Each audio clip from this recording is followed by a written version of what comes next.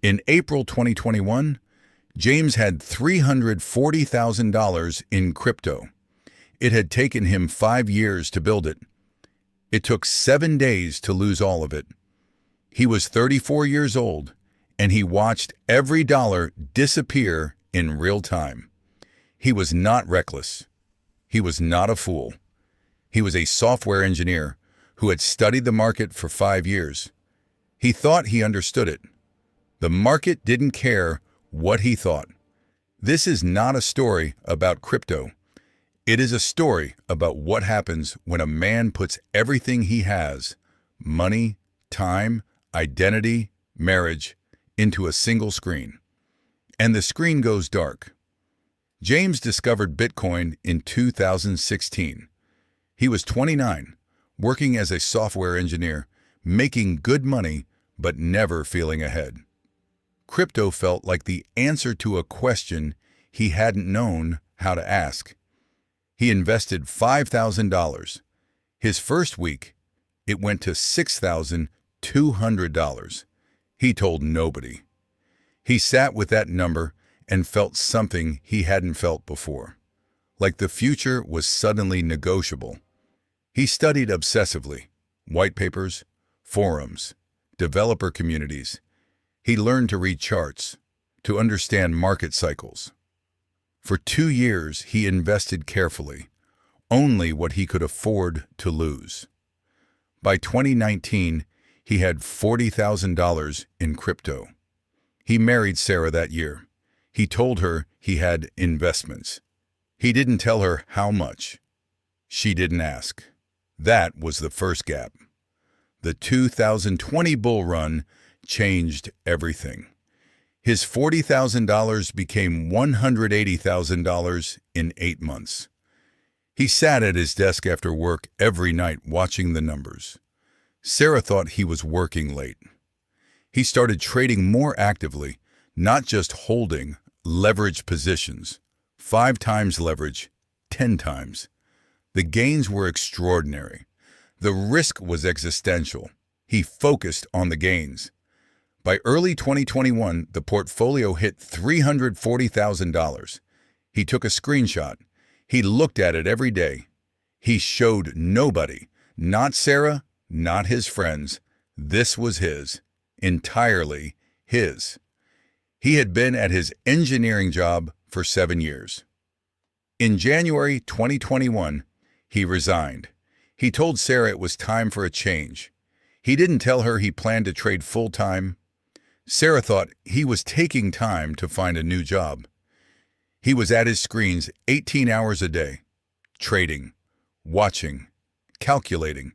The apartment became his trading floor. He opened positions he wouldn't have touched 6 months earlier.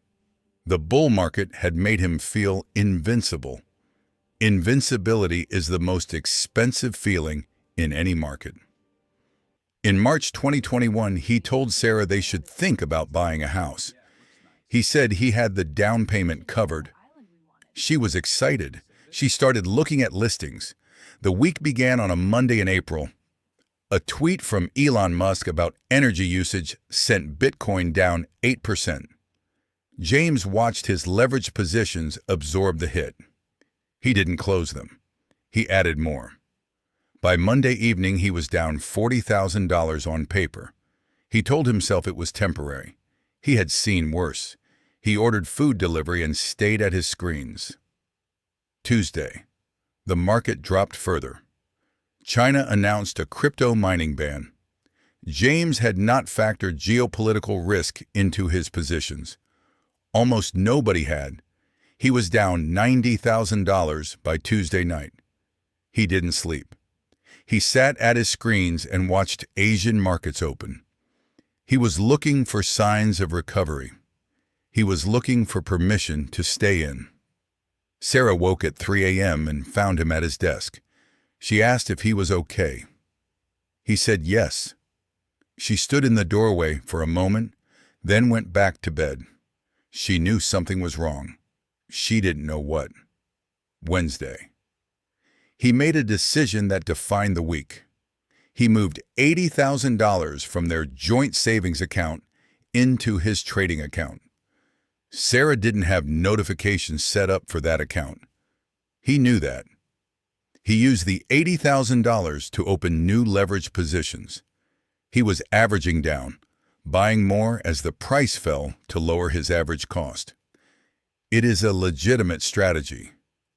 In a recovering market, Wednesday afternoon, the market dropped another 15%. His leverage positions were being liquidated automatically. He watched $120,000 disappear in 40 minutes. He called his broker, screaming. The broker explained these were the terms he had agreed to. Leverage means automatic liquidation at certain thresholds. He had agreed to this. He had not believed it would happen. Thursday. He hadn't slept in 2 days. He had $97,000 left in the trading account. He did not withdraw it. He opened new positions. He told himself he needed one good day, one recovery. He had seen markets recover in hours before. He just needed to hold on. Holding on was the worst thing he could do. Sarah called him at noon on Thursday. She asked him to come eat lunch with her. He said he couldn't leave his screens. She said, "You haven't left your screens in 3 days." He said he knew. Thursday afternoon, Elon Musk tweeted again, this time suggesting Tesla might accept Bitcoin again. The market spiked. James's positions recovered briefly. He felt hope. He increased his exposure. The spike lasted 4 hours. By Thursday evening, the market resumed its fall. His increased positions amplified the loss. He was down to $61,000. Friday, day 5. He had not told Sarah about the joint savings account. She checked her banking app that morning for a different reason. She saw the zero balance. She opened the door without knocking. He was at his screens. She held up her phone showing the account. She asked one question. "Where is our money?" He couldn't answer. He told her everything. The $340,000, the resignation, the trading, the $80,000 he had moved, the current balance, $61,000. She sat on the floor of the home office and didn't speak for 20 minutes. She asked, "The house, was there ever a down payment?" He said no. She nodded. She stood up. She went to the bedroom and closed the door. He went back to his screens. Saturday. He had $61,000. The market was still falling. He made a decision he cannot fully explain. He put it all on one position. All of it. One trade. The position was liquidated in 3 hours. Automatically. He had $0 in the trading account by Saturday afternoon. 5 years, 7 days. 0.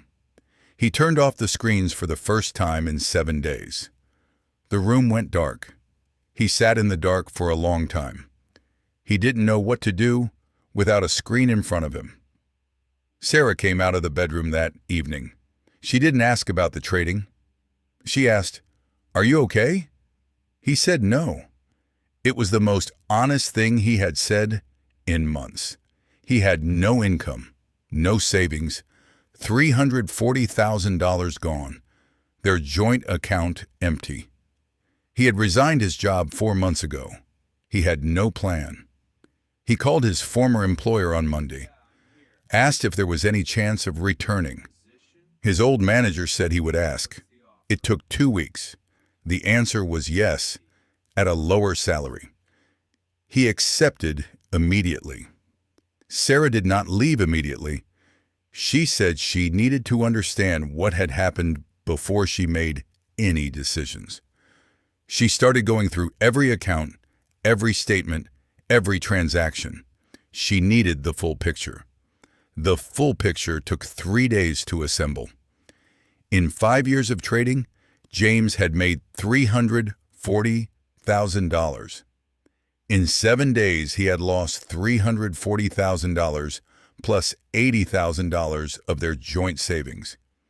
Net result, minus $80,000 in 5 years.